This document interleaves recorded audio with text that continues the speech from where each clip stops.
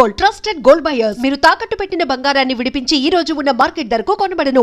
ఈ కథను మీరు విన్నారా సార్? బిఫోర్ విన్నాను. మీరు సునీల్ నారాయణ గారు కలిసి కథను విన్నారా? I heard it. అంటే యాక్చువల్గా కథగా చెప్పుకుంటే అంటే ఒక రిస్కీ, ఒక సాహసమే చెప్పాలి ఇలాంటి కథతో సినిమా చేయటం. నేను చెప్తున్నాను sir, 100% we have taken a risk as a producer. But Shekhar గారు వాజ్ ఓవర్ కాన్ఫిడెన్స్ అని చెప్తున్నాను. He was too much, and ఆయన ఓవర్ కాన్ఫిడెన్స్ అని అనుకున్నాను. But it's today is confidence prove అయిపోయింది.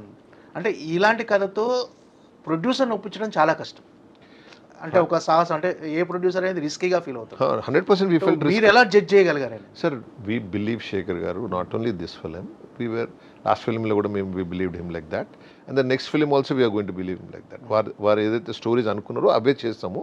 Any small things if you want to tell we will tell, but he'll take his own call. అంటే ఈ కథ first Dhanush కోసమే అనుకున్నారా sir? అంటే frankly when we thought this, Dhanush తప్ప ఇంకెవరైనా చేస్తారా అనేది ఫస్ట్ మా ఫీలింగ్ వచ్చింది. అవును.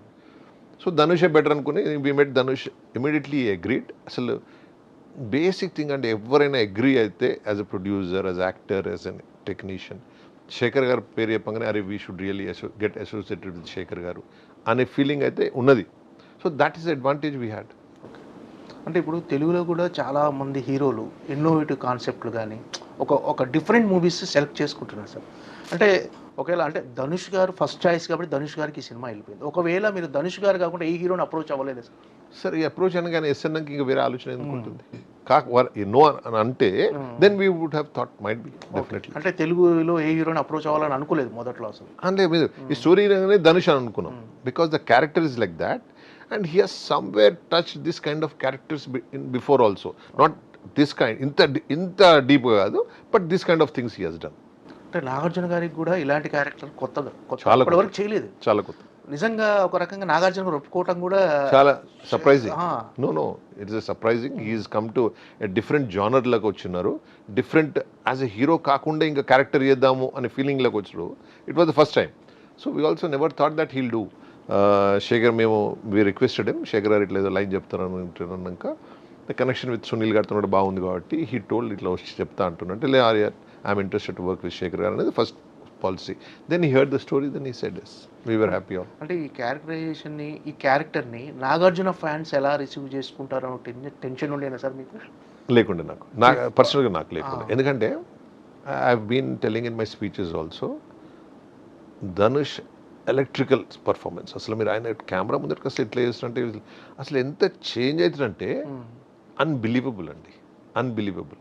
ఇప్పుడు మనం ఒక జనరల్ ఒక నెమిలిని మనం ఇలా పండుకొని ఉంటే మనం దాన్ని స్ప్రెడ్ కావాలి, దాన్ని ఈకలని కొడుతుంటాం, స్ప్రెడ్ అయితే చూడండి, అట్లా కెమెరా ముందట రాగానే ఇట్లా అయిపోతున్నాడు.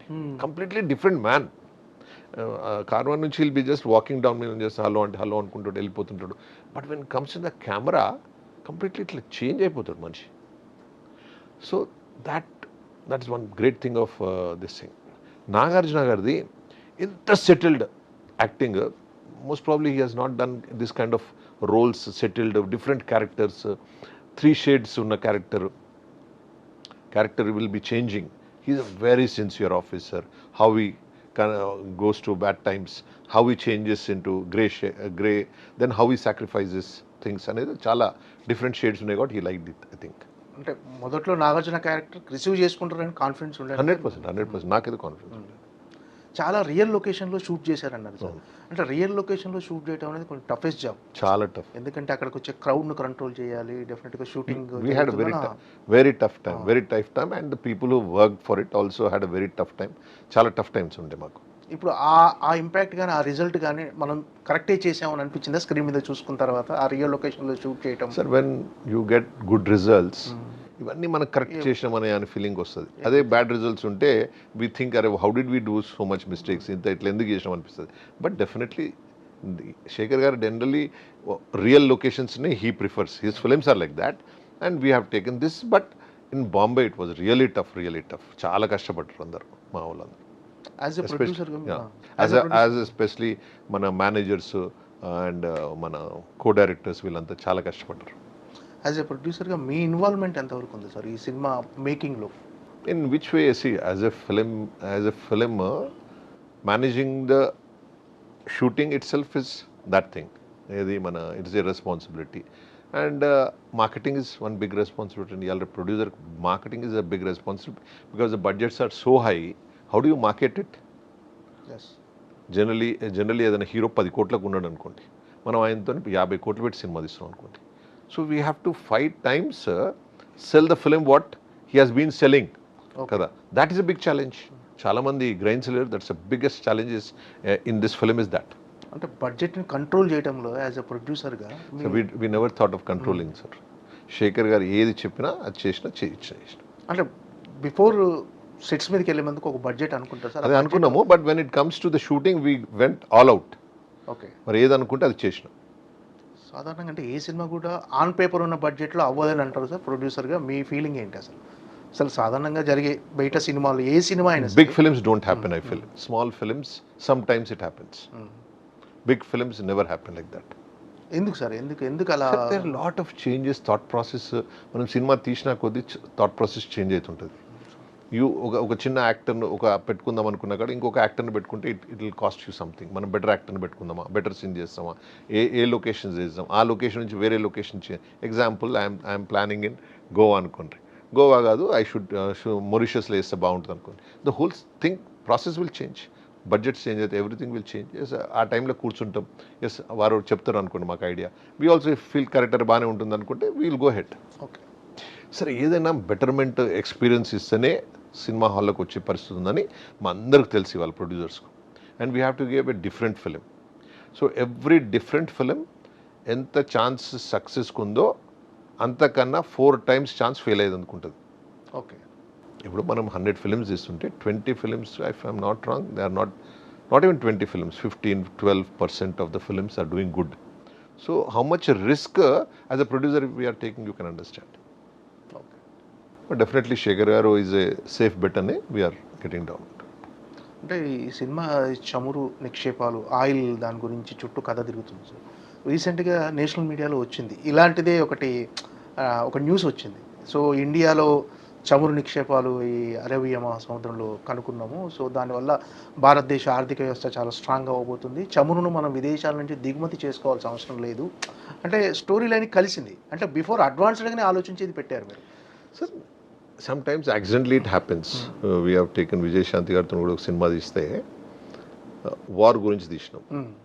That exactly the time of Kargil అవుతుంటే సినిమా రిలీజ్ అయింది. Okay. So it happens. So it will become advantage. ఏ సినిమా సార్ అది? Bharataratna. Okay. So same thing, this is like that. అట్లా అడ్వాంటేజ్ వస్తుంది. అంతేగాని అదేదో అవుతుంది అనుకొని మనం చేయలేదు. బట్ ఏంటంటే we are the film itself is richest man in వరల్డ్లో ఎవరైతే ఉన్నారో బెగ్గర్తోనే ఇష్యూ నడుస్తుంటుంది. సో రిచెస్ట్ మ్యాన్ ఏ లెవెల్లో ఉంటాడు, ఇటువంటి ఆయిల్స్లో దాంట్లో ఉంటాడు కాబట్టి అట్లా కనెక్ట్ చేసాం. ఓకే. అంటే ఇది రిచ్ మ్యాన్ పూర్ మ్యాన్ మధ్య ఉన్న ఒక కాన్ఫ్లిక్ట్ స్టోరీ కదా. కరెక్ట్. అంటే ఈ స్టోరీని జనాలు ఎలా ఓన్ చేసుకుంటారు, ఎలా రిసీవ్ చేసుకుంటారని ఒక టెన్షన్ ఏమాత్రం లేదు సార్ మొదట్లో? లేదు. ఉంటే మేము ఎందుకు చేస్తాం sir? And putting at this money at this level. Okay. Base is Shekhar Kammula. I'm not saying that, but we believed in this story. ఇప్పుడు అందరు మిమ్మల్ని కుబేరా ప్రొడ్యూసర్ రామ్మోహన్ రావు గారు అని పిలుస్తారేమో. దిల్ రాజు అన్నట్టుగా ఇప్పుడు కుబేరా ప్రొడ్యూసర్ అవుతారు మీరు. కాకపోవచ్చు. సరే, ఫర్ సమ్ టైమ్ తెలిసే సంథింగ్. ఇంతకుముందు మమ్మల్ని జగిత్యాల రామ్మోహన్ రావు అంటుండ్రు, ఒకరు కరీంనగర్ రామ్మోహన్ రావు అంటుండ్రు, ఒకరు సినిమా రామ్మోహన్ అంటుండ్రు. In the same way it happens. Nothing great. అంటే సునీల్ నారాయణ్ గారితో ఈ ప్రయాణం ఎలా స్టార్ట్ అయింది సార్? ఆయనతో sir Narayan garu is very close to us. First చాలా నాకు క్లోజ్. మరొక రోజు కూర్చొని ఇట్లా సినిమాలు చేద్దాము. Generally he is financing from last. వారి ఫాదర్ నారాయణ్ దాస్ గారు ఫాదరే he was a financer. So he was also financing Narayan Das garu. But he could get చాలా మంది పార్ట్నర్స్ వారు చేయగలుగుతారు. ఎవరినంటే వాళ్ళ ఇండస్ట్రీలో he has good connections with every actor, every producer, every distributor. He has best connections. అయితే ఒకరోజు కూర్చున్నప్పుడు సినిమాలు చేద్దాము అనుకున్నప్పుడు దెన్ ఈ సెడ్ కలిసి చేద్దామా అది ఇది అని డన్ వీల్ చేద్దామని అనుకుని నారాయణ్ దాస్ గారు మేము స్టార్ట్ చేసినాం. So after Narayan Das garu passing away it is with Sunil garu. ఎలా ఉంది సార్ ప్రయాణం? Wonderful journey sir. సినిమాలు తీసుకుని అంటే from last 30 years we are in this line. ఎవరెవరు కొన్ని తలసిన తీసినాం. But this is the best time I'm going through. Last 7-8 films hit flop కాకుండా we are not losing much. We are having that satisfaction of making films అనేది. అంటే better output కోసం కానీ ఏదైనా విషయంలో మీ ఇద్దరి మధ్య ఆర్గ్యుమెంట్స్ జరుగుతుంటాయా? అంటే ఏదైనా బెటర్ అవుట్పుట్ అంటే ఒక మంచి ప్రోడక్ట్ ఇవ్వటం గురించి కానీ. మా ఇద్దరి మధ్య అసలు ఉండదు సార్, అసలే ఉండదు. ఓకే. అసలే అంటే ఏ సినిమా కథనైనా ఇద్దరు కలిసి జడ్జ్ చేసి ఇద్దరు కలిసి డిసిషన్ సార్ తీసుకుంటారు. డెసిషన్ మేకింగ్లో Sunil marketing and all that he's taking care. అసలు నేను దాంట్లో I don't talk because he is expert in that. Story మధ్యలో ఇప్పుడు శేఖర్ గారు అనుకో, మేము చేసే పెద్ద పని చాలా తక్కువ ఉంటుంది. He will take everything care of everything, not one thing, everything he'll take care of. Okay. So we don't have much thing to do except management ఎట్లా చేయాలి, ప్రొడక్షన్స్ అది ఇది అని కొంచెం చూసుకోండి కానీ మేనేజర్స్తో. Other than that nothing much. Shekhar Kamal గారితో ఇంత ముందు కూడా చేశారు లవ్ స్టోరీ అనే సినిమా. నెక్స్ట్ ఇప్పుడు ఇది నెక్స్ట్ ఇంకో సినిమా కూడా కమిట్ అయ్యారని మీకు చేయబోతున్నారు మీ బ్యానర్లో అని అన్నారు. We want to do sir. అది ఇంకా అది రియలీ కాలేదు కంప్లీట్. ఓకే. ఏంటి డెఫినెట్లీ వీ విల్ డూ. ఆయనతో ప్రయాణం ఎలా అనిపించింది? అంటే ఇప్పుడు మీరు వేరే డైరెక్టర్తో చేస్తారు, వీరితో చేస్తారు, we have very less work. He owns the film completely. వారే మొత్తం స్టోరీ రైటింగ్ కానీ దీని కానించి లొకేషన్స్ ఏవి బెటర్ అయితే ప్రతి చిన్నది కూడా he will think with his team and tell us. Okay. So we don't have much work to do. మీరు తెలంగాణ స్టేట్ ఫిలిం ఛాంబర్ ప్రెసిడెంట్గా కూడా చేశారు, సెక్రటరీగా చేశారు. అంటే ఇప్పుడు అసలు యాక్చువల్గా థియేటర్ వ్యవస్థ అంటే సింగిల్ స్క్రీన్స్ గురించి మీ అభిప్రాయం ఏంటి సార్? అంటే సింగిల్ స్క్రీన్స్ అంటే మూతపడిపోతున్నాయి. సింగిల్ స్క్రీన్స్ ఆర్ ఆల్రెడీ కొన్ని థియేటర్లు ఫంక్షన్ హాల్గా మారిపోయినాయి కూడా ఉన్నాయి కొన్ని ఊర్లలో. Single screens are the strength of the south Indian film sir industry. If they are not there is south Indian ఇప్పుడు బాగా చాలా స్ట్రాంగ్ ఉంది నార్త్ ఇండియన్ కన్నా అని ఎందుకు అంటున్నారంటే ఇక్కడ మెయిన్ కలెక్షన్స్ వచ్చే దాంట్లో షేర్స్ ఎక్కువ వస్తున్నాయి ప్రొడ్యూసర్స్కు. For example if I'm putting in a multiplex I will get full అయితే I will get 50% only. Okay. Single థియేటర్స్లో ఫుల్ అయితే ఐ విల్ గెట్ 80%.